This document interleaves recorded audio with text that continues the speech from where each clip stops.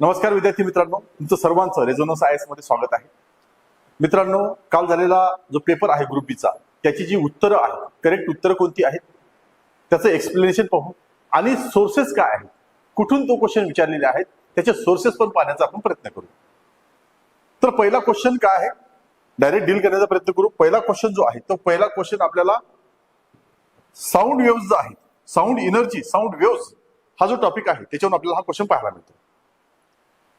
ध्वनी ऊर्जा म्हणजे काय, ध्वनी ऊर्जा कशापासून तयार होते, ध्वनी ऊर्जा म्हणजे काय, असा तो क्वेश्चन विचारलेला आहे.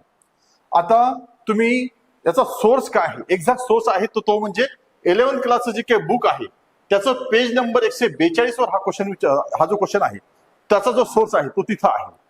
म्हणजे मेकॅनिकल ज्या वेव्स आहेत, टाइप ऑफ वेव्स विचारलेला आहे, टाइप ऑफ एनर्जी विचारलेला आहे, टाइप ऑफ वेव्स विचारलेला आहे, त्याच्यामध्ये मेकॅनिकल वेव्ह आहे. मेकॅनिकल वेव्स त्याचं एक्झाम्पल काय काय आहे, तर त्याच्यामध्ये स्ट्रेचिंग स्ट्रिंग, जेव्हा आपण एखादी स्ट्रिंग आहे, एखादी आपण म्हणतो की स्प्रिंग आहे, ती स्प्रिंग जर आपण स्ट्रेच केली सोडली, त्याच्यापासून जे काही वेव्स तयार होते त्याला काय म्हणतो आपण, त्याला स्ट्रिंग्स वेव्स म्हणतो. दुसरं आहे सिस्मिक वेव्ह. सिस्मिक वेव्ह म्हणजे काय आहे, सुनामीमध्ये जे काही वेव्स येतात त्याला सिस्मिक वेव्स म्हणतो. त्या वेव्स म्हणजे काय आहे, ते मेकॅनिकल वेव्हचं एक्झाम्पल आपल्याला पाहायला मिळतं. तिसरं आहे साऊंड वेव्स. साऊंड वेव्स म्हणजे काय आहे, मेकॅनिकल वेव्स आहे. मग अशा पद्धतीचा ऑप्शन आपल्याला इथं पाहायला मिळतो का, आहे. Mechanical energy is of the vibrating source. Vibrating source मधला जो मेकॅनिकल म्हणजे व्हायब्रेटिंग सोर्स आहे ना, काय आहे, कंपन करणारा जो स्रोत आहे यांत्रिक ऊर्जेचा, तो म्हणजे काय आहे, साऊंड एनर्जी असं त्याला आपण म्हणू शकतो. मग हा प्रश्न तिथून विचारतो, mechanical energy of the vibrating source म्हणजे काय आहे, साऊंड एनर्जी आपल्याला पाहायला मिळतो. मग हा इथून विचारलेला क्वेश्चन आहे. सोबतच हा जो क्वेश्चन आहे हा काय आहे, PYQ आहे, वारंवार विचारलेला क्वेश्चन आहे. बरेच सारे जे काही जर मागचे क्वेश्चन पेपर बघितलं तुम्हाला हा तिथं पाहायला मिळतो, कुठं ना कोणत्या पेपरमध्ये तुम्हाला तो 100% पाहायला मिळतो. म्हणजे हा क्वेश्चन एकदम सिंपल कॅटेगरी मधला आपल्याला पाहायला मिळतो. दुसरा क्वेश्चन काय आहे, दुसरा क्वेश्चन आपल्याला पाहायला मिळतो, खालीलपैकी कोणते विधान सत्य की असत्य लिहा. फ्युजन म्हणतो, विखंडन म्हणतो, अभिक्रियेमध्ये जड युरेनियम अणू वापरतात है ना, जड युरेनियम अणू वापरतात. Fusion reaction heavy uranium atom use केला जातो म्हणतो. फ्युजन विखंडन म्हणतो, अभिक्रियेमध्ये खूप ऊर्जा बाहेर पडते. ओके, हा एक स्टेटमेंट आहे. त्याच्यानंतर स्टेटमेंट काय आहे, in fusion reaction atom split होतात. खंडन अभिक्रियेमध्ये जड अणू विभागतात. ओके, हा एक स्टेटमेंट आहे. त्याच्यानंतरचा स्टेटमेंट काय आहे, विखंडन अभिक्रियेमध्ये न्यूट्रॉन श्रृंखला अभिक्रिया घडते. ओके, हे पण आहे. न्यूक्लिअर जे काही चेन आहे ना, न्यूट्रॉनची जी चेन आहे ती चेन तयार होते असं त्यांनी म्हटलेलं आहे. मग आता हे जे 4 स्टेटमेंट आहेत, ते 4 स्टेटमेंट आपल्याला तपासून बघायचे आहेत, चेक करून बघायचे आहेत. आता आपला सोर्स काय आहे, 8th क्लासचं जे काही पुस्तक आहे, बुक आहे, पेज नंबर 37 आहे. 37 वर आपल्याला हा क्वेश्चन पाहायला मिळतो. आता क्वेश्चन काय आहे आणि त्याचं उत्तर आपल्याला इथं चेक करायचे आहे. आता काय म्हटलं, तर पहिलं स्टेटमेंट बघा. पहिलं स्टेटमेंट क्लिअर लक्षात घेतलं की पाहिजे की काय म्हणते, in fusion reaction heavy uranium atom are used. आता फ्युजन रिएक्शन मध्ये हेवी ऍटमच यूज केले जातात हे तर तुम्हाला माहितीच आहे. तुम्हाला त्याला हलकी फुलके ऍटम स्प्लिट होणार नाही. त्याच्यामुळे काय आहे, जो काही युरेनियम आहे हा एक हेवी ऍटम आहे. जेव्हा तुम्ही अल्फा डिके बघता, बीटा डिके बघता आणि जेव्हा तुम्ही डिके पाहता तेव्हा काय आहे, जे काही हेवी एलिमेंट आहे, हेवी एलिमेंट काय होतात, हे हेवी एलिमेंट रेडिओ ऍक्टिव्ह आहेत है ना, रेडिओ ऍक्टिव्ह आहेत. त्याच्यामधून अल्फा जे काही कण आहेत ते बाहेर पडतात असं म्हटलं जातं. मग ते काय आहेत, ते रेडिओ ऍक्टिव्ह एलिमेंट आहेत. रेडिओ ऍक्टिव्ह एलिमेंट कोणते असतात, जे हेवी असतात ते रेडिओ ऍक्टिव्ह एलिमेंट असतात. मग तुम्हाला त्यासाठी काय करावं लागेल, हे alpha decay, beta decay, gamma decay काय आहे हे तुम्हाला व्यवस्थित पद्धतीने समजून घेतलं पाहिजे. हा जो टॉपिक आहे हा खूप महत्वाचा आहे, वारंवार क्वेश्चन त्याच्यावर विचारताना दिसतो आपल्याला. मग तिथून हा क्वेश्चन विचारलेला आहे, in fusion reaction heavy uranium atom are used. Definitely heavy uranium atom त्याच्यामध्ये युज केला जातो. तो ऍटम कोणता आहे, युरेनियम ऍटम आहे तो 235 ऍटम युज केला जातो. आता हा जो ऍटम आहे, हा ऍटम काय आहे, हा एक स्टेटमेंट तिथं दिलेला आहे. याच्यामध्ये स्टेटमेंट काय आहे, in fusion reaction due to nuclear chain reaction है ना, नाही सॉरी, इथं fusion reaction release large amount of energy. आता ह्या फ्युजन रिएक्शन मुळे काय होतं, खूप मोठ्या संख्येने काही एनर्जी तयार होते. ते स्टेटमेंट तुम्हाला इथं, a large amount of nuclear energy is release during a chain reaction of fusion. मग हे स्टेटमेंट इथून पहिलं स्टेटमेंट आहे की पहिलं स्टेटमेंट हेवी रिएक्शन, हेवी जे काय ऍटम आहे तो यूज केला जातो. दुसरं आहे फिजन रिॲक्शन मुळे काय लार्ज अमाऊंट ऑफ एनर्जी पाहायला मिळते. ही जी काय एनर्जी ही एनर्जी इथं आहे, हा ऍटम आहे.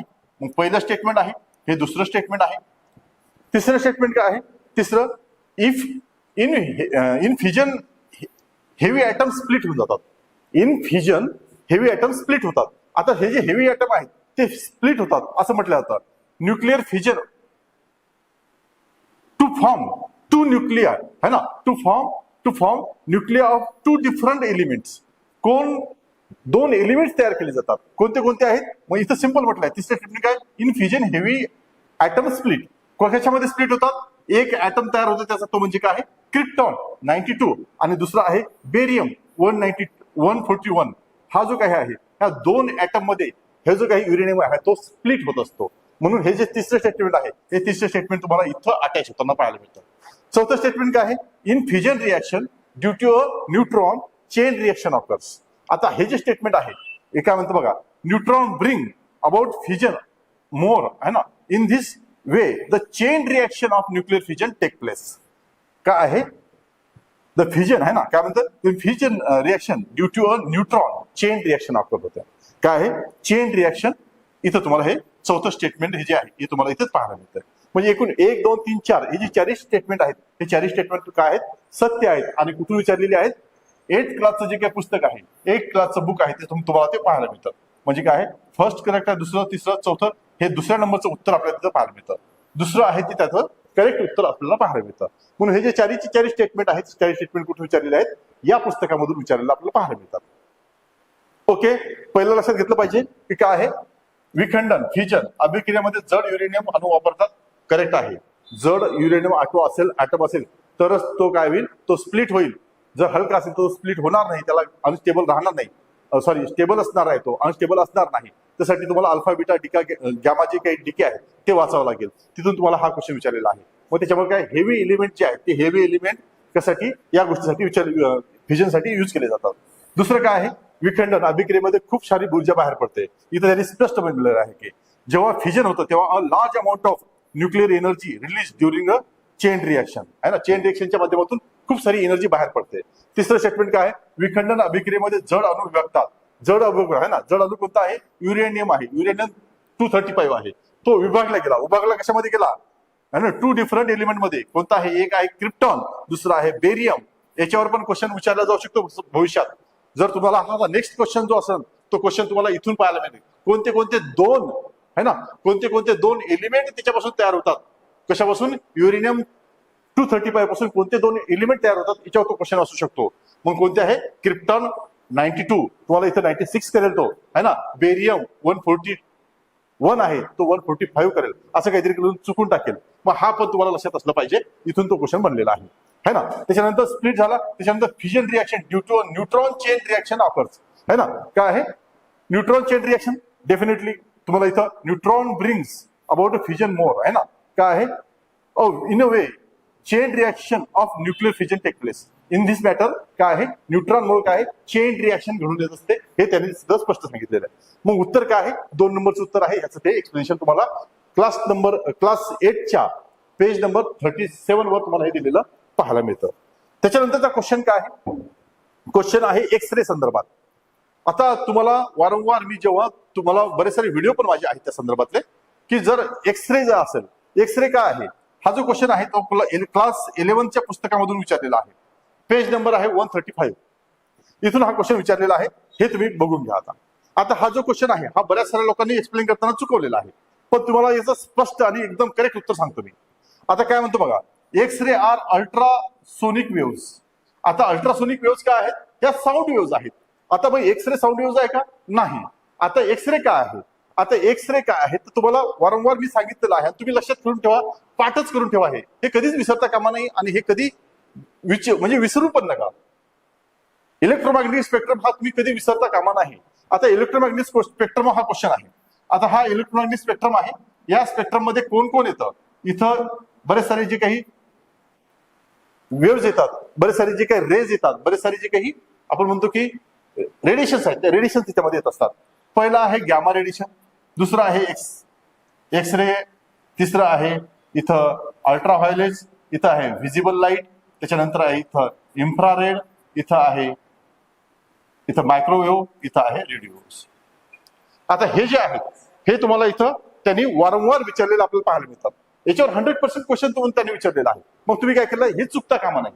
हे हमेशा तुमचं करेक्टच आलं पाहिजे. त्यासाठी काय करावं लागेल तुम्हाला, याच्यावर कमांड पाहिजे, तुमची कमांड असली पाहिजे. एक बघा, आता तो काय म्हणतो की X-ray are ultrasonic waves. X-ray ultrasonic waves आहेत का? बिलकुल नाही. ह्या काय आहेत, ह्या इलेक्ट्रोमॅग्नेटिक वेव्स आहेत. काय आहेत? इलेक्ट्रोमॅग्नेटिक रेडिएशन्स आहेत. त्या साऊंड वेव्स बिलकुल नाही आहेत, त्या अल्ट्रासोनिक वेव्स बिलकुल नाही आहेत. हे तुम्हाला लक्षात घेतलं पाहिजे. दुसरं काय आहे, मग पहिलं स्टेटमेंट चुकीचं आहे. पहिलं स्टेटमेंट चुकीचं आहे म्हटल्यावर काय आहे, हे दोन स्टेटमेंट चुकलेले आहेत, है ना. दुसरं काय, दुसरं काय, X-ray travel in a straight lines. Definitely जेव्हा जेव्हा तुम्ही इलेक्ट्रोमॅग्नेटिक स्पेक्ट्रम घ्या किंवा सूर्यापासून येणारे जेवढे रेडिएशन्स आहेत ते काय येतात, स्ट्रेट वेनीच येतात. ते असे तिरपे जाऊन पाकिस्तानला जाऊन चायनाहून वापस येणार नाहीत. ते काय आहेत, ते स्ट्रेट वेनीच तिथे असतात. मग त्याच्यामुळे हे लक्षात ठेवलं पाहिजे की ते स्ट्रेट येतात. दुसरं स्टेटमेंट जे आहे ते करेक्ट आहे. आता तिसरं स्टेटमेंट काय होतं बघा, सॉफ्ट एक्सरेज. सॉफ्ट आणि हार्ड एक्सरेज काय असतं, कन्सेप्ट काय है ना. इथं काय, soft X-rays have less wavelength than the hard wavelength, है ना. हार्ड वेव्स, हार्ड जे एक्सरे आहेत त्याच्या संदर्भात सॉफ्ट एक्सरे कशाला म्हणायचं आणि हार्ड एक्सरे कशाला म्हणायचं, है ना. आता बघा सांगतो मी, आता ही वेवलेंथ आहे, है ना, ही अशी वेवलेंथ आहे. आता सॉफ्ट कशाला म्हणायचं, ही झाली सॉफ्ट ज्याची वेवलेंथ मोठी आहे. ज्याची वेवलेंथ मोठी आहे ना, आता ही वेवलेंथ कशी आहे, मोठी आहे. याची वेवलेंथ कशी आहे, एकदम छोटी आहे. आता जी वेवलेंथ शॉर्ट लांब आहे, ही जी लांब आहे याची एनर्जी जी आहे ती एनर्जी कमी असते. याच्यामध्ये एनर्जी कशी असते, याच्यामध्ये कमी असते. आणि जी काही शॉर्ट वेवलेंथ आहे त्याची एनर्जी, जी फ्रिक्वेन्सी म्हणतो आपण त्याला तुम्ही फ्रिक्वेन्सी म्हणा, ही जी फ्रिक्वेन्सी आहे, एनर्जी आहे, तिच्यामध्ये खूप जास्त फ्रिक्वेन्सी असते, खूप जास्त एनर्जी असते. हे तुम्ही लक्षात ठेवा. मग काय म्हणतो, soft X-rays have less wavelength. Less आहे का, नाही, है ना. जे सॉफ्ट आहे, ही सॉफ्ट आहे, ही सॉफ्ट आहे, SOFT सॉफ्ट आहे. ही कशी आहे, हार्ड आहे. हार्ड म्हणजे काय, त्याच्यामध्ये वेवलेंथ कशी असेल, वेवलेंथ कमी असेल. हार्ड मध्ये वेवलेंथ कमी आहे. मग सॉफ्ट मध्ये कशी आहे, वेवलेंथ जास्त आहे. वेवलेंथ कशी आहे, लांब आहे, जास्त आहे. मग त्याच्यामुळे काय आहे, हे जे स्टेटमेंट आहे हे स्टेटमेंट चुकलेलं आहे, कॉन्ट्रॅक्ट केलेलं आहे. म्हणजे काय आहे, हार्ड वर्सेस सॉफ्ट असा क्वेश्चन आहे. म्हणजे याच्यामध्ये काय विचारलंय, soft X ray have less wavelength than the hard X ray. नाही, हार्ड एक्सरे मध्ये जी वेवलेंथ आहे ती शॉर्ट असते, कमी असते. हा ना, बघा इथं कमी आहे, एकदम कमी हे आहे. हा एक्सरे आहे सपोज, ही एक्सरेची वेवलेंथ आहे. या वेवलेंथ मध्ये ही जी वेवलेंथ आहे ही सॉफ्ट आहे. याच्यामध्ये काय आहे, याच्यामध्ये जी काही वेवलेंथ आहे ती कशी आहे, जास्त आहे.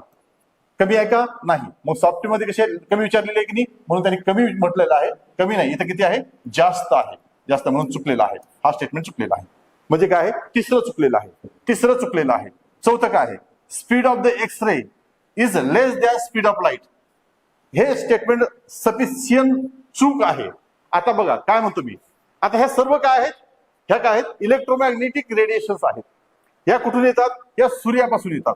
सूर्यापासून येणाऱ्या ज्या काही रेडिओमॅग्नेटिक इलेक्ट्रोमॅग्नेटिक रेडिएशन्स आहेत, यांचा जो स्पीड आहे तो प्रत्येक जी काही इलेक्ट्रोमॅग्नेटिक रेडिएशन आहे त्याचा सेम असतो, तो कधीच बदलत नाही. असं जर स्टेटमेंट कधी विचारलं, याचा कमी, याचा लाईटाच्या कमीपेक्षा असं जास्त जर विचारलं तर स्टेटमेंट चुकीचं करून टाकायचं, बिनधास्त चुकीचं करून टाकायचं, आहे ना. ते तसं काहीच नसतं, त्यांचा स्पीड सेमच असतो. लाईटचा स्पीड म्हणजे यांचं स्पीड आहे. लाईट म्हणजे काय, यांचा मिळूनच लाईट बनलेला आहे. यांच्यापैकीच एक लाईट आहे, त्यांचा स्पीड कधीच कमी जास्त नसतो. त्यांचा स्पीड कधीच कमी जास्त नसतो. मग हा स्पीड म्हणजे त्यांचा स्पीड आहे, एवढं लक्षात ठेवा. त्याच्यामुळे काय आहे, हे स्टेटमेंट पण चुकलेलं आहे. एकच स्टेटमेंट करेक्ट आहे, ते म्हणजे 2 नंबरचं. मग 2 नंबरचं स्टेटमेंट इथं कुठं पाहायला मिळतं का, नाही. हा जो काय क्वेश्चन आहे हा क्वेश्चन चुकलेला आहे. आयोग हा क्वेश्चन चुकीचा देणार आहे. हा चुकीचा दिला नाही तर तुम्ही काय करा, तुम्ही आयोगाला ह्याचा रेफरन्स पाठवून तुम्ही ते जो क्वेश्चन आहे तो क्वेश्चन बदलून घेऊ शकता. म्हणजे हा क्वेश्चन सबसे चुकीचा आहे. आता इथं काय म्हटलेलं बघा, आता इथं एक्सरे संदर्भात इन्फॉर्मेशन दिलेली आहे. आता काय म्हणतो बघा, एक्सरे काय काय आहे, इन्फॉर्मेशन काय ते बघितलं पाहिजे. They are highly energy electromagnetic waves आहेत. पहिलं स्टेटमेंट इथून चुकून गेलं आपलं, है ना. इथं पुस्तकामध्ये दिलेलं आहे. कोणतं पुस्तक आहे, 11th क्लासचं बुक आहे, पेज नंबर 135 वर आहे, है ना. They are not deflected by electrical and magnetic field. कोणत्याच फील्डच्या माध्यमातून ते डिफ्लेक्ट होऊ शकत नाहीत, ते स्ट्रेट जातात. The travel through the straight lines, बरोबर आहे ना. X ray ionize gases through which they pass, हे विचारलं नाही. They have high penetrating power, हे पण विचारलं नाही. They their over dose can kill the वगैरे, हे बरेच सारे विचारलेलं आहे त्यांनी, त्याचे युजेस वगैरे विचारलेले आहे ना. मग ही जी कन्सेप्ट आहे ही तिसऱ्या नंबरची आणि चौथ्या नंबरची जी स्टेटमेंट्स आहेत, हे स्टेटमेंट मी तुम्हाला आता समजून सांगितलेले आहेत. अशा पद्धतीने याचं जे उत्तर आहे हे उत्तर तुम्ही होल्ड करून ठेवा. याचं कोणतंच उत्तर नाहीये आणि हा तुम्ही काही करेक्ट पकडण्याचं काही रिझन नाहीये. ठीक आहे, हे झालं. त्यानंतरचा जो क्वेश्चन आहे तो क्वेश्चन 69 नंबरचा क्वेश्चन आहे. क्वेश्चन काय विचारलेला आहे तो विचार पहिले सांगून देतो. बघा क्वेश्चन काय आहे. क्वेश्चन आहे, खालीलपैकी कोणते मूलद्रव्य आवर्त सारणीमधील जी काय पी ब्लॉक आहे त्या पी ब्लॉक मधला आहे ना. Which of the following element of P block of the modern periodic table मधला पी ब्लॉक मधला असणारा एलिमेंट याच्यामध्ये कोणता आहे ते आपल्याला तुम्हाला सांगायचं होतं. मग काय आहे, तुम्हाला जो काही एस ब्लॉक आहे, पी ब्लॉक आहे आणि जो काही तुम्हाला एफ ब्लॉक आहे, एफ ब्लॉक असेल, डी ब्लॉक असेल, हे जे सर्व 4 ब्लॉक आहेत ते तुम्हाला पाठ पाहिजे होते. जेव्हा जेव्हा तुम्ही बॅच करता, जेव्हा जेव्हा तुम्ही एखादं लेक्चर करता, जेव्हा पिरियडिक टेबलवर विषय येतो तेव्हा तुम्हाला अपेक्षित आहे की तुम्हाला हे जे काही एलिमेंट्स आहेत ते माहिती पाहिजे. आता माहिती तर अरे एवढे जे एलिमेंट आहेत ते लक्षात तर राहणार नाही. मग यासाठी काय करावं लागतं, यासाठी तुम्हाला ट्रिक्स बनवावं लागतात. जशी इलेक्ट्रोमॅग्नेटिक रेडिएशनची तुम्हाला ट्रिक जी आहे ती ट्रिक सांगायची राहिली मी तुम्हाला. एक लक्षात ठेवा, याची जी ट्रिक आहे ती एकदम सोपी आहे. याच्यापेक्षा सोपी तुम्हाला ट्रिक कोणी सांगणार नाही. आता ट्रिक काय आहे तुम्ही लक्षात घ्या. ट्रिक सांगतो मी तुम्हाला. आता हा जो काही इलेक्ट्रोमॅग्नेटिक स्पेक्ट्रम आहे, या इलेक्ट्रोमॅग्नेटिक स्पेक्ट्रम मध्ये तुम्हाला काय सांगितलं मी इथं आहे गॅमा रेज, इथं आहे एक्स रेज, इथं काय आहे अल्ट्राव्हायोलेट रेज, इथं काय आहे व्हिजिबल लाईट, इथं काय आहे, इथं आहे इन्फ्रारेड्स, इथं काय आहेत, इथं मायक्रोवेव्ज आहेत, इथं रेडिओ वेव्ज आहेत. आता लक्षात ठेवायचं असेल तर सिंपल पद्धतीने लक्षात ठेवा. काय लक्षात ठेवायचं आहे, माझी एक गर्लफ्रेंड आहे ना. काय लक्षात ठेवायचं, रेडिओ मिरची याच्यातला आय लक्षात ठेवायचा. Radio Mirchi I love you आणि नंतर लिहायचं एक्स गर्लफ्रेंड. काय लक्षात ठेवायचं आहे, radio Mirchi I love you ex girlfriend. ही जी ट्रिक आहे ही ट्रिक लक्षात ठेवा. ह्या झाल्या इलेक्ट्रोमॅग्नेटिक रेडिएशन, इलेक्ट्रोमॅग्नेटिक है ना, इलेक्ट्रोमॅग्नेटिक रेडिएशन्स. हे इलेक्ट्रोमॅग्नेटिक रेडिएशन्स आहेत. याच्या व्यतिरिक्त ह्या दुसरं काहीच नाही आहे. आणि ह्या कशा पद्धतीने काम करतात, काय काम करतात, ह्या सर्व गोष्टीचा डिटेल मी व्हिडिओ जो आहे तो तुम्हाला युट्यूबवर पाहायलाच मिळत असतो. त्याच्यामुळे काय आहे, आणि ही जी ट्रिक झाली ही ट्रिक जर तुम्हाला ही अशी काही थोडीशी वाईट वाटत असेल ट्रिक, तर दुसरी बेस्ट ट्रिक आहे. काय आहे, तर जी ट्रिक आहे ती काय आहे, माझं एक गाडी आहे. गाडी कोणती आहे, XUV आहे. कोणती आहे, XUV नावाची गाडी आहे. माझं व्हिजिबल लाईट म्हणतोय ना, गाडी आहे माझी जो एक XUV आहे. देन काय आहे, I am going to Raigad. असे पण तुम्ही ट्रिक लक्षात ठेवू शकता. माझं कोणती गाडी आहे, माझं एक गाडी आहे जी फॉर गॅमा रेज. माझं गाडी आहे कोणती आहे, XUV. एक्स म्हणजे काय, एक्स रे आहे. यू म्हणजे काय, अल्ट्राव्हायोलेट आहे. व्ही म्हणजे काय, व्हिजिबल लाईट आहे. मग त्याच्यानंतर काय आहे, आय आहे ना इन्फ्रारेडचा. मग I am going to Raigad. ही ट्रिक लक्षात ठेवली तरी चालेल. हा पण तुम्हाला तिथून बेनिफिट होऊन जाईल. ठीक आहे, मग या पद्धतीने. तसंच हे जे काही ब्लॉक आहे हे ब्लॉक तुम्हाला पाठ पाहिजे होते. हा जो क्वेश्चन आहे तो क्वेश्चन कुठून विचारलेला आहे, क्वेश्चन विचारलेला आहे तो 12th क्लासचं जे काही बुक आहे 166 नंबरच्या पेजवरून तुम्हाला तो क्वेश्चन विचारलेला आहे. खूप महत्वाचा क्वेश्चन होता, तुम्हाला लक्षात आलं पाहिजे होतं की काय आहे, खालीपैकी कोणता एलिमेंट आहे ना पी ब्लॉक मधला आहे. आता युरेनियम जो आहे तो युरेनियम तुम्हाला इथं पाहायला मिळतो कशामध्ये, एफ ब्लॉक मध्ये. त्याच्यामुळे युरेनियम नाहीये. कॉपर जो आहे तो तुम्हाला कुठे पाहायला मिळतो, कॉपर तुम्हाला पाहायला मिळतो, तुम्हाला तो डी ब्लॉक मध्ये पाहायला मिळतो, तो हा पण नाहीये. त्याच्यानंतर फ्रान्सियम जो आहे तो फ्रान्सियम कुठे पाहायला मिळतो तुम्हाला, तो फ्रान्सियम तुम्हाला हा पाहायला मिळतो डी ब्लॉक मध्ये. FR इथं दाखवूनच देतो मी तुम्हाला, बघा लक्षात घ्या है ना. आता FR कुठं आहे पहिले पाहू, फ्रान्सियम. FR कुठं आहे बघा. आता हा कोण आहे, इतका आहे डी ब्लॉक. हा डी ब्लॉक आहे, हा सॉरी पी ब्लॉक आहे. हा डी ब्लॉक आहे, हा डी आहे, हा एस ब्लॉक आहे. आता हा जो फ्रान्सियम आहे हा काय म्हटलं मी तुम्हाला, एस ब्लॉक मध्ये आहे. आता हा एस ब्लॉक मध्ये आहे, आपल्याला शोधायचा आहे ना. या ब्लॉक मध्ये आहे तो, या ब्लॉक मध्ये. मग FR हा दिसला इथं, फ्रान्सियम FR हा किती आहे 87.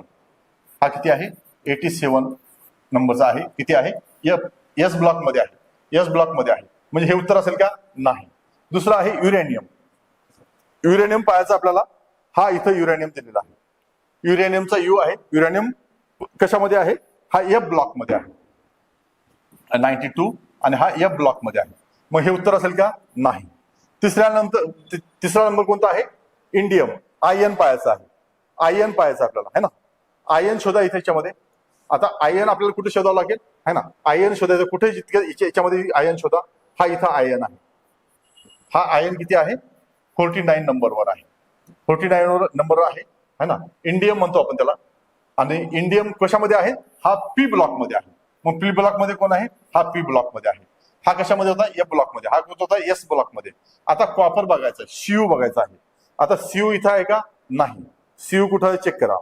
सीयू कुठं आहे, चेक करा. सीयू इथं आहे. कॉपर 29 आहे. 29 आहे.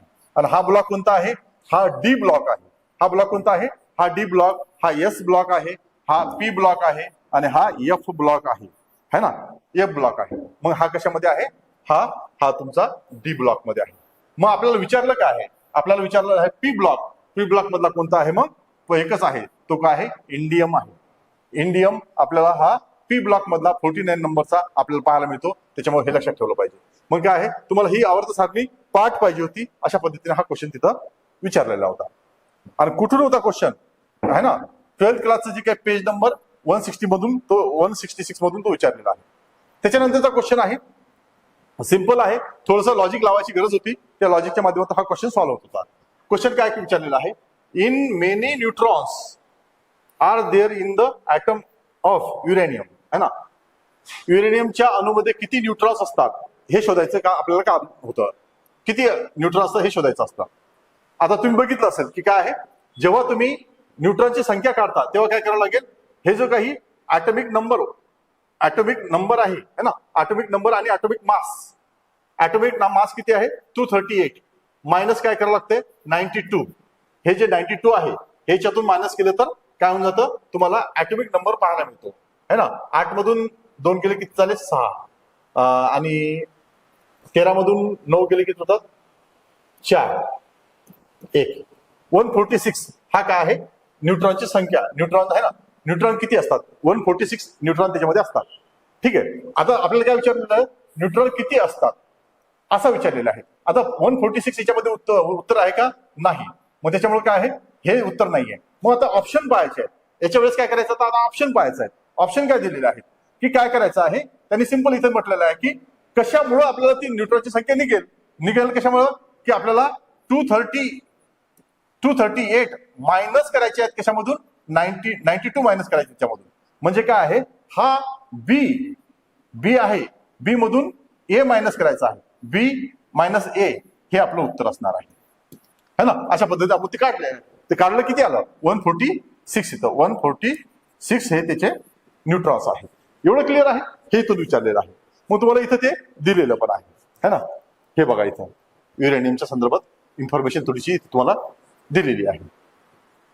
युरेनियमवर तुम्हाला प्रत्येक याच्यामध्ये 6, 7, 8, 9, 10, 11, 12 पर्यंत तुम्हाला काही ना काही युरेनियम वगैरे त्या गोष्टी तुम्हाला पाहायलाच मिळतात. त्याच्यानंतरचा क्वेश्चन जो आहे तो क्वेश्चन केमिस्ट्रीचा आहे.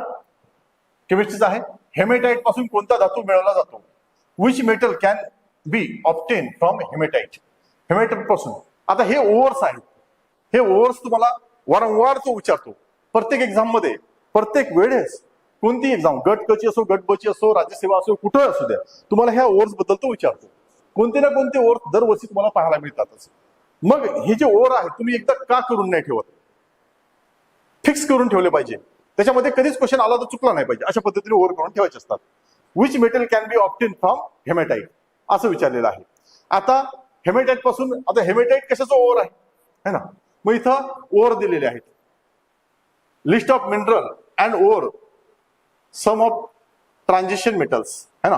मग जे काही मेटल्स आहेत, कोणत्या मेटलचं ओव्हर आहे, हेमेटाइट. आता हा आयरन आहे. या आयरनचे काही ओव्हर्स आहेत, है ना. मग त्याच्यामध्ये कोण आहे, हेमेटाइट आहे, मॅग्नेटाइट आहे, लिमोनाइट आहे, आयरन पायरेट आहे, सेरेडाइट आहे, है ना. हे मिनरल आहे, त्यांचं ओव्हर काय आहे, हेमेटाइट आहे. हेमेटाइट काय आहे, एक ओव्हर आहे. कशाचा आहे, आयरनचा आहे. सिंपल उत्तर इथं होतं. आणि हा काय आहे, हा कुठं आहे, 12th क्लासचं जे काही केमिस्ट्री आहे त्याच्या बुकमध्ये 176 मध्ये हा जो काय आहे हा तुम्हाला ऍज इट इज या चार्ट मध्ये दिलेला आहे. सोबतच हा काय आहे, हा PYQ आहे. खूप वारंवार विचारलेला क्वेश्चन हा आहे, PYQ आहे. असं तुम्हाला बॉक्साईटचं, अल्युमिनियमचं, कॉपरचं, झिंकचं सर्वांचे ओव्हर करून ठेवायचे आहेत. तुम्हाला तो वारंवार तो विचारतोय ना, तर तुम्हाला ते केलं पाहिजे. कारण त्याची व्हेरायटी नाही विचारण्यासाठी, मग तो इथून विचारतो. त्याच्यानंतर आज हा जो क्वेश्चन आहे हा आउट ऑफ बॉक्स क्वेश्चन विचारलेला आहे, हा पुस्तकामध्ये नाही, हा त्यांनी बाहेरून घेतलेला क्वेश्चन आहे. ऍडव्हान्स पद्धतीने तुम्हाला लुसेट वगैरे त्याच्यात जे काही बाकीचे रेफरन्स बुक आहे तिथून तो विचारलेला आहे, मग हा पुस्तकामध्ये नाही. डिप्लोकोकस कोणत्या सब ऑर्डरशी संबंधित आहे? त्याचा ऑर्डर सब ऑर्डर जे आहे ते सौरोपोडा आहे. हे काय आहेत? एक लांब मानेचे आणि शाकाहारी डायनासोर होते. काय होते? हे डायनासोर होते, डायनासोरचा ग्रुप आहे, त्या संदर्भात हा क्वेश्चन तिथून विचारलेला आहे. ठीक आहे. त्याच्यानंतर आता ते नव्हतं हे लक्षात ठेवा, त्याच्यामुळे काय आहे तो क्लिअर आहे गोष्टी. खालपैकी कोणता सिलेंट्रेटा फायलमशी संबंधित नाही? सिलेंट्रेटाशी संदर्भात नाही. फायलम सिलेंट्रेटा, पोरीफेरा, त्याच्यानंतर सिलेंट्रेटा आहे. आता फायलम सिलेंट्रेटाशी संबंधित नाही असं विचारलेलं आहे. फायलम सिलेंट्रेटामध्ये कोण येतं आणि कोण याच्यामध्ये सिलेंट्रेटाचा मेंबर नाही आहे? आता इथं सिलेंट्रेटामध्ये तुम्हाला बरेच पाहायला मिळतात आहे ना. ब्रेन कोरल आहे, सी फॅन आहे, सी अॅनेमॉन आहे, जेलीफिश आहे, असे बरेच सारे तुम्हाला मेंबर पाहायला मिळतात. मग सी पेन झालं, ब्लू कोरल झालं, सी फॅन झालं, जेलीफिश झालं आहे ना. जेवढे कोरल्स आहेत ते कोरल कशामध्ये येतात? हे सिलेंट्रेटामध्ये येतात आहे ना. आपण टॉपिक जेव्हा झुलॉजी ऑप्शनल मध्ये तुम्ही पाहता मोस्टली, पण काय आहे जेव्हा तुम्ही सिलेंट्रेटा पाहता, सिलेंट्रेटामध्ये काय आहे तुम्ही बघितलं मेडुसा, पॉलिप्स येतात. पॉलिप्स म्हणजे काय? तुम्हाला तिथे कोरल्स आहेत, ब्लू कोरल्स, रेड कोरल, जेवढे कोरल्स आहेत ते कोरल कशामध्ये येतात? सिलेंट्रेटामध्ये. सी फॅन तर इथे एक्झाम्पल दिलेलं आहे, सी फॅन है ना. सी पेन पण त्याच्यामध्येच येतो है ना. मग असे sea fan, sea fan, sea pen, sea corals हे कसे सिलेंट्रेटाचे पार्ट आहेत.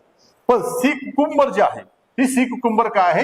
ही इकॅनोडर्मिटा है ना. स्टारफिश माहिती तुम्हाला? स्टारफिश, ती स्टारफिश झालं, तिथून येतं काय आहे? तिथून येतं हे सी कुकुंबर झालं. हे कशाचे एक्झाम्पल आहेत? हे इकॅनोडर्मिटाचे एक्झाम्पल आहे. सी कुकुंबर झालं है ना. तिथून येतं काय आहे? तिथून येतं तुम्हाला स्टारफिश, बा सी स्टार आहे, स्टारफिश आहे, ते कसे आहे? हे सर्व इकॅनोडर्मिटाचे मेंबर आहेत. मग याच्यामध्ये उत्तर काय असेल आपलं? हे उत्तर आपल्याला तिथं तुम्हाला पाहायला मिळतं. मग हे तुम्हाला त्याचं एक्सप्लेनेशन आहे. हे कुठं आहे? हे 11th क्लासचं जे पेज नंबर 35 मध्ये तुम्हाला हे उत्तर पाहायला मिळतं. तिथून हा क्वेश्चन घेतलेला पाहायला मिळतो. ठीक आहे. त्याच्यानंतर खालपैकी कोणत्या उभचर प्राणीला आंधळे आहेत? आंधळे असं विचारलेलं आहे. आता आंधळे कोणते कोणते आहेत? आता याच्यामध्ये आंधळा कोण असेल हे कॉमन लॉजिक आहे. हा क्वेश्चन पुस्तकातून घेतलेला नाही, पण तुम्हाला माहित आहे फ्रॉग जो आहे त्या फ्रॉगला डोळे आहेत माहित आहे. तुम्ही पाहू शकता, तुम्ही चेक केलेले आहेत, तुम्हाला माहिती आहे फ्रॉगला डोळे आहेत. टोड्स आहेत, सेम पद्धतीचं टोड आहे, टोडला डोळे आहेत. सॅलॅमेंडर, जो सॅलॅमेंडर आहे तो सॅलॅमेंडरला डोळे आहेत. मग आता काय आहे, या तिघांना जर डोळे आहेत है ना, हे तिघ जण आंधळे नाहीत, तर मग याच्यामध्ये एक आंधळा असेल ना. मग एक आंधळा हा आहे, याच्याबद्दल आपल्याला माहिती नाहीये, याच्याबद्दल कोणालाच माहिती नाहीये. जेवढे काही शिकवणारे आहेत, जेवढे काही विद्यार्थी आहेत, त्याला कोणालाच माहिती हा मेंबर कोण आहे. हा डिक करून राहणारा आहे, जमिनीच्या खाली राहणारा प्राणी आहे. जमिनीच्या खाली राहून जे काही डिकम्पोज झालेलं मॅटर आहे ते त्याच्यावर तो जगतो. त्याच्यामुळे जमिनीच्या खाली राहतो, त्याला डोळ्याची गरज नाही आहे. पण कसे आहेत, अशा पापड्या आहेत त्याच्या खाली डोळ्याचा आकार आहे फक्त, पण त्याला डोळे नाहीत. मग कोण आहे तो? हा आहे सिसिलियन जो आहे तो काय आहे? हा अँफिबियन आहे, पण कसा आहे? ब्लाइंड अँफिबियन म्हणून त्याला ओळखलं जातं. मग बाकीचे तीन जे आहेत ते काय आहेत? त्याला डोळे आपल्याला पाहायला मिळतात. हे तिघांना डोळे आहेत, ते आपण चित्रामध्येही पाहू शकतो आणि आपण तसं आपल्याला माहितीच आहे. याच्यावर वारंवार क्वेश्चन पण आलेले आहेत आणि हे आपल्याला नोन आहेत, आपण त्याच्याबद्दल आपल्याला माहितीच आहे. त्याच्यामुळे काही विषय नाही, त्याच्यावर शंका घ्यायची विषयच बनत नाही. त्याच्यानंतर म्हणजे हा कॉमन लॉजिकचा होता, कॉमन लॉजिकचा क्वेश्चन होता. जर तुम्हाला डोकं असेल, व्यवस्थित पद्धतीने मेंदूचा यूज केला तर तुम्ही क्वेश्चन टिक करून तुम्ही निघून जाऊ शकत होता. ठीक आहे. त्याच्यानंतर हा क्वेश्चन आहे. आता हा क्वेश्चन तर PYQ आहे, कधी कधी विचारलेला आहे. 20 आहे, 21 आहे, 22 आहे, कुठं BC मध्येच विचारलेला आहे, दूर नाही. आता 24 मध्ये पण 26 मध्ये पण विचारलेला आहे. मग काय आहे है ना, कॅन्कर म्हणतो, citrus canker, disease cause by काय? झॅन्थोमोनास सॅट्री है ना, झॅन्थोमोनास सिट्री. हे जे काय त्याचं उत्तर आहे सिंपल. हा PYQ आहे. वारंवार मेन्स मध्ये, प्रिलिम मध्ये पाहिजे तितक्या वेळेस तो विचारलेला क्वेश्चन आपल्याला पाहायला मिळतो. तुम्ही क्वेश्चन पेपर उघडला, PYQचं बुक उघडलं है ना, ते 21,000 35,000 जेवढे काय असेल ते जर उघडलं, तुम्हाला डायरेक्ट क्वेश्चन पाहायला मिळतात. कशावर? कॅन्कर, सायट्रस कॅन्कर हा डिसीज कशामुळे होतो? तर एकच आहे ते म्हणजे ते. ठीक आहे, झॅन्थोमोनास सॅट्रीवर विचारला जातो. हा PYQ होता, त्याच्यामुळे काही विषय नाही. आता हे जे दोन क्वेश्चन आहेत, हे दोन क्वेश्चन तुम्हाला GC लिऑंग मधून विचारलेले आहेत. GC लिऑंग हे पुस्तक आहे जॉग्राफी संदर्भातलं. म्हणजे मी GC लिऑंग काय म्हणतो, कारण मी तिथून हे वाचलेले आहे. मी जेव्हा माझा अभ्यास करत होतो, जॉग्राफी ऑप्शनल होता, बरेच सारे जे काही युपीएससी करणारे विद्यार्थी आहेत ते कुठून वाचतात, जीसी लिओंग मधून फिजिकल जॉग्राफी वाचत असतात. मग तिथं हा मला क्वेश्चन पाहायला मिळाला. मग मी डायरेक्ट इंटरप्रेट केलं माझ्या पद्धतीने. तुम्हाला हे बाकीच्या पुस्तकामध्ये, ऍग्रिकल्चर पुस्तकामध्ये पाहायला मिळू शकतं, पण माझ्या मते काय आहे, हा जॉग्राफीचा पोर्शन आहे. जॉग्राफीच्या पुस्तकामध्ये तुम्हाला हे सिंपल पाहायला मिळतं. खालीलपैकी वनस्पतीच्या जोरदार वाढीसाठी कोणती मृदा म्हणजे कामाची आहे आणि कोणती सर्वोत्तम आहे, ती आहे लोम सॉइल म्हणतात त्याला. लोम सॉइल आहे. 40-40-20 त्याचं पर्सेंटेज असतं. 40-40-20 या पद्धतीने असतं. त्याच्यामुळे काय आहे, ही बेस्ट आहे, एरेटेड आहे, बेस्ट आहे. आणि वनस्पतीसाठी सर्वात बेस्ट जर सॉइल म्हटली तर काय आहे, ती आहे सँड है ना, लोमी आहे है ना. त्याच्यामध्ये सँड, क्ले है ना, सँड, क्ले आणि जे काही बोल्डर्स आहेत है ना, बोल्डर्स आहेत, याचं जे प्रमाण आहे ते प्रमाण कसं असतं, 40-40-20च्या प्रमाणात आपल्याला पाहायला मिळतं. त्याच्यानंतर आता हे बघा, आता हा क्वेश्चन एकदम सिंपल आहे. जर व्यवस्थित पद्धतीने डील केला असता आणि काही टर्मिनॉलॉजी माहित असते तर शक्य आहे. टर्मिनॉलॉजी काय आहेत, 2 टर्मिनॉलॉजी आहेत, पेडोजेनोसिस आणि पॉर्झलायझेशन. पेडोजेनोसिस म्हणजे काय आहे, जी सॉइल निर्मिती करण्याची प्रोसेस आहे. सपोज आता ही सॉइल आहे, हा रॉक आहे, हा काय आहे, हा रॉक आहे, त्याला बेड रॉक म्हणतात. हा बेड रॉक आहे. या बेड रॉकवर जेव्हा हे जे काही वादळ आहे, हवा आहे, पाणी आहे, हे पाणी वगैरे सर्व जेव्हा पडतं, त्याच्यापासून जेव्हा ही जे काही कण बाहेर निघतात, छोटे छोटे कण बाहेर निघतात, कणापासून जेव्हा याच्यापासून काय होणार, हे कण बारीक असल्यामुळे त्याच्यापासून काय होतं, त्याच्यापासून रेती टाईप किंवा माती टाईप जी माती तयार होते, जी काय सॉइल तयार होते, त्या सॉइलला काय म्हणतो आपण, ती जी सॉइल आहे, नवीन सॉइल तयार होण्याला काय म्हणतात, पेडोजेनेसिस म्हणतात. त्याला सॉइल निर्मितीची प्रोसेस म्हणतात. ही बेसिक प्रोसेस आहे, त्याला म्हणतात पेडोजेनेसिस. सॉइल निर्मितीचं शास्त्र म्हणजे काय, पेडोजेनेसिस म्हणतो आपण त्याला. दुसरं पॉर्झलायझेशन म्हणजे काय आहे, हे एक सॉइल निर्मितीची प्रोसेस आहे, पण ही कुठं आहे, ही जे काही थंड हवेचे प्रदेश आहे है ना, थंड हवेचे प्रोसेस म्हणजे जे काही जिथं तुम्ही बघितलं असेल की काय आहे, तुम्हाला एक्झाम्पल म्हणून सांगतो की कुठं हे जे पेडोजेनेसिस सायली कुठं पाहायला मिळते. कोनिफेरस जे काही प्लांट जिथं पाहायला मिळतात, कोनिफेरस म्हणजे काय आहे, तुम्ही ऑस्ट्रेलियाचा जो पट्टा आहे, अलास्काचा ऑस्ट्रेलियाचा जो खालचा पट्टा आहे ना, ऑस्ट्रेलियाचा वरचा जो भाग आहे, जिथं कोनिफेरस झाडं आहेत, थंड हवेचा प्रदेश आहे, तिथं तुम्हाला हे पेडोजेनेसिस टाईपची जी काही सॉइल आहे ती निर्मिती होताना दिसते. मग ह्या 2 प्रोसेस आहेत निर्मिती संदर्भात. इथं क्वेश्चन काय विचारलेला आहे, loss of upper fertile soil. जी अप्पर फर्टाईल सॉइल आहे ती लॉस होण्याच्या प्रोसेसला काय म्हणतात, त्याला म्हणतात सॉइल इरोजन. मग उत्तर काय असेल आपलं उत्तर सॉइल इरोजन हे आपलं उत्तर असेल. ठीक आहे. त्याच्यामुळे हे 2 क्वेश्चन जे आहेत, हे 2 क्वेश्चन आउट ऑफ बॉक्स विचारलेले होते. आउट ऑफ बॉक्स म्हणजे ही जॉग्राफीचे क्वेश्चन आहेत, हे तुम्हाला तसेही डील झाले पाहिजे होते. ठीक आहे. त्याच्यानंतर हा क्वेश्चन आहे. हा क्वेश्चन काय म्हणतो बघा, हा क्वेश्चन कुठून विचारलेला आहे, 11th क्लासचं बुक आहे बायोलॉजीचं, त्याच्यामधून विचारलेला आहे. 79 नंबरच्या याच्यातून विचारलेला आहे.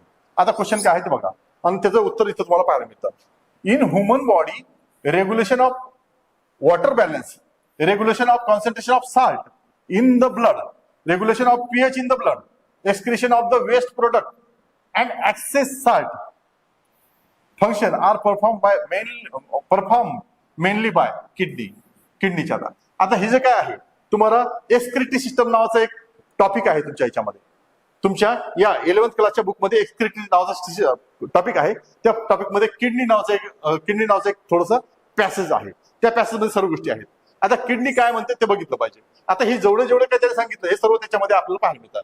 Kidney bring about the separation and elimination of nitrogenous waste, एक आता हे तिथे दिलं नाही. दुसरं काय, excess water and toxic substance, water balance करतं. Regulation of concentration of salt आहे ना, from the body they maintain homeostasis by way of their role in osmoregulation and regulation of pH आहे ना, काय आहे कॉन्सन्ट्रेशन, आणखी तुम्हाला पीएच दिलं आहे ना, regulation of pH in the blood आलेला आहे. पीएच बॉडीचं पीएच मेंटेन करणं, ब्लडचं मेंटेन करणं आहे. They produce calcite and renin, erythroprotein secreted by kidney is essential for the product of RBC है ना. मग त्याच्यामुळे काय आहे, हे जे सर्व जर तुम्ही बघितलं, व्यवस्थित पद्धतीने बघितलं है ना, जर तुम्ही व्यवस्थित पद्धतीने बघितलं तर काय आहे, हे सर्व जे काय आहे हे कोण परफॉर्म करतं, हे तर तुम्हाला किडनी परफॉर्म करतं, हे लक्षात ठेवलं पाहिजे.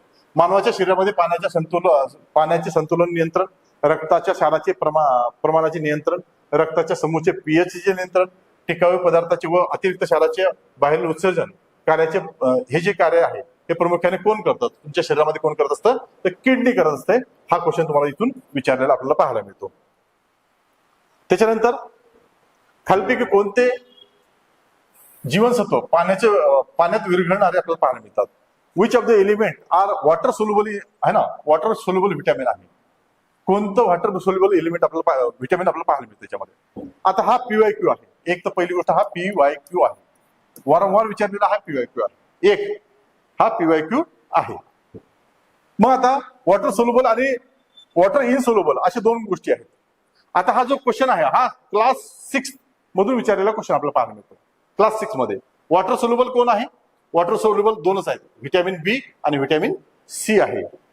व्हिटॅमिन बी आणि व्हिटॅमिन सी, बी मध्ये सगळेच 1 2 3 6 7 6 9 12 हे जे आहेत हे काय आहेत? वॉटर सोल्युबल आहेत. सोबतच कोण आहे त्याच्या? सी आहे. वॉटर इनसोल्युबल कोण आहेत? ADEK हे काय आहेत? इनसोल्युबल आहेत, ते फॅट सोल्युबल आहेत. मग याच्यामध्ये कोण आपल्याला बी आणि सी पाहिजे? व्हिटॅमिन बी आणि सी हे काय आहेत? वॉटर सोल्युबल आहे. कुठं विचारलेलं आहे? 6th क्लासच्या एनसीईआरटी मधून, स्टेट बोर्ड मधून विचारलेला क्वेश्चन आहे. 6व्या वर्गाचं स्टेट बोर्ड तुम्हाला माहित पाहिजे, तिथून हा क्वेश्चन विचारलेला आहे. बाकी काहीच नाही, 6व्या वर्गाचा क्वेश्चन आहे हा. प्रत्येकाचा आलाच असेल पाठ, त्याच्यामुळे काही विषय नाही. आता हा जो क्वेश्चन आहे हा 12th क्लासच्या पुस्तकातून विचारलेला आहे. 12th क्लासचा टफ टाईपचा क्वेश्चन होता, पण कुठून विचारलेला आहे? 12th क्लासमध्ये तो ऍज इट इज तुम्हाला पाहायला मिळतो बुकमध्ये. 190 पेजवर तुम्हाला पाहायला मिळतो, 190 पेजवर तुम्हाला पाहायला मिळतो. आता कशा संदर्भात आहे? सेरेब्रो स्पायनल फ्लुइड याच्या संदर्भात हा क्वेश्चन आहे. Is secretion produce by the choroid plexus and circulating a sub arachnoid space around the brain and spinal cord. Consider the following statement in this regard. आता खालील स्टेटमेंट आपल्याला इथं पाहायचे आहे. आता याचं काम काय आहे? आता याचं काम काय बघा, काय म्हणतं? It is a medium by which oxygen is supplied to brain. बघा इथं काय म्हणतं है ना, help to supply oxygen to the brain. पहिलं स्टेटमेंट करेक्ट आहे, पहिलं स्टेटमेंट सॅटिस्फाय झालं. कॅरी अवे वेस्ट प्रोडक्ट्स है ना, काय म्हणते? Secreted and choroid plexuses statement मध्ये आलेला आहे ना, प्रेझेंट सप्रेंट and ventricle within the central canal spinal cord and the secreted by the cranium. Okay, and the cell the opening of the middle and shock protect. हा आता एक protect संदर्भात आहे ना. It shocks and observe the protect the brain and spinal cord from the mechanical injuries है ना. Supply nourishment to the brain, act as a buffer protected to brain and spinal cord. हे statement इथून आलेलं आहे है ना. Also maintain constant pressure inside the cranium. It help in exchange the nutrient and waste है ना. काय आहे हे? कॅरी अवे वेस्ट प्रोडक्ट है ना. मग काय आहे? Exchange nutrient and waste between the blood and brain है ना. वेस्ट एक्सचेंज करण्याचं काम करतं, वेस्ट प्रोडक्ट बाहेर टाकण्याचं काम करतं. It supply nourishment to the brain है ना, आला आहे है ना, इथं आलेलं आहे. न्यूट्रिएंट्स, न्यूट्रिएंट म्हणजे काय? नरिशमेंट आहे, नरिशमेंटचं पण आलेलं आहे. म्हणजे जे तिन्ही स्टेटमेंट आहे, तिन्ही स्टेटमेंट कशा तिथून तुम्हाला या स्टेटमेंट मधून पाहायला मिळतात. मग काय आहे? हे 40 स्टेटमेंट बरोबर आहेत, म्हणजे काय आहे? ABCD बरोबर आपल्याला पाहायला मिळतो. म्हणजे काय आहे? ABCD हे त्याचं उत्तर असेल, म्हणजे तिसऱ्या नंबरचं त्याचं उत्तर आहे. मग हे सर्व जे क्वेश्चन्स आहेत त्या सर्वांचे सोर्सेस तुम्हाला सांगितलेले आहेत. त्याच्यामध्ये 2-3 क्वेश्चन सोडले तर बाकीच्या सर्वांचे सोर्सेस प्लस तुम्हाला काय आहे हे दाखवलेलं आहे. तुम्हाला बाकी सर्व सोर्सेस पण सांगितलेले आहेत, सर्व गोष्टी तुम्हाला इथं मी एक्सप्लेन करून पण दाखवलेल्या आहेत. पहिला जो क्वेश्चन आहे तो कुठून विचारला? 11व्या वर्गाच्या पुस्तकातून विचारलेला आहे. दुसरा जो क्वेश्चन आहे तो 8व्या वर्गाच्या क्वेश्चन मधून पुस्तकातून विचारलेला आहे. तिसरा क्वेश्चन जो आहे तो 11व्या वर्गामधून विचारलेला आहे. चौथा जो क्वेश्चन आहे तो चौथा 12व्या वर्गामधून विचारलेला आहे. 5वा जो क्वेश्चन आहे तो 5वा कोणत्या वर्गातून विचारलेला आहे? 5वा हा मला वाटतं 12व्या वर्गामध्येच आहे. 6वा जो आहे तो 6वा कशामध्ये विचारलेला आहे? हा 12th क्लासच्या पुस्तकामध्ये विचारलेला आहे. 7वा जो आहे हा बाहेरून विचारलेला आहे, त्याच्यामुळे काही विषय नाही. 8वा जो आहे हा तुम्हाला 11व्या वर्ग क्वेश्चन मध्ये विचारलेला आहे, 11व्याच्या पुस्तकातून विचारलेला आहे. 12वा जो आहे तो 12वा तुम्हाला सहज बाकीची माहिती आहेत, तो पण तुम्हाला 6वी पासून तर 10वी पर्यंतच्या पुस्तकामध्ये तुम्हाला पाहायला मिळतो. त्याच्यानंतर हा जो आहे हा PYQ आहे है ना, वारंवार विचारलेला आहे आणि प्रत्येक पुस्तकामध्ये तुम्हाला तो पाहायलाच मिळतो. त्याच्यानंतर हा जो क्वेश्चन आहे हा आउट ऑफ बॉक्स आहे, म्हणजे काय हा जॉग्राफीचा क्वेश्चन आहे, हा पण क्वेश्चन जॉग्राफीचाच आहे. त्याच्यानंतर हा जो क्वेश्चन आहे हा तुम्हाला कुठं 11th क्लासच्या पुस्तकामध्ये पाहायला मिळतो. आणि त्याच्यानंतर हा जो क्वेश्चन आहे हा तुम्हाला 6व्या वर्गाच्या पुस्तकामध्ये पाहायला मिळतो. हा जो क्वेश्चन आहे हा तुम्हाला 12व्या वर्गाच्या पुस्तकामध्ये पाहायला मिळतो. म्हणजे तुम्हाला सोर्सेस विथ त्याचे उत्तर मी ही करेक्ट सांगितलेले आहेत. जो क्वेश्चन पहिला दुसरा क्वेश्चन चुकलेला आहे तो क्वेश्चन बदलून मिळेल किंवा तो बदलून येईल किंवा तो चुकीचा येईल, हॅश येईल त्याच्यावर, याच्या व्यतिरिक्त काय होणार नाही.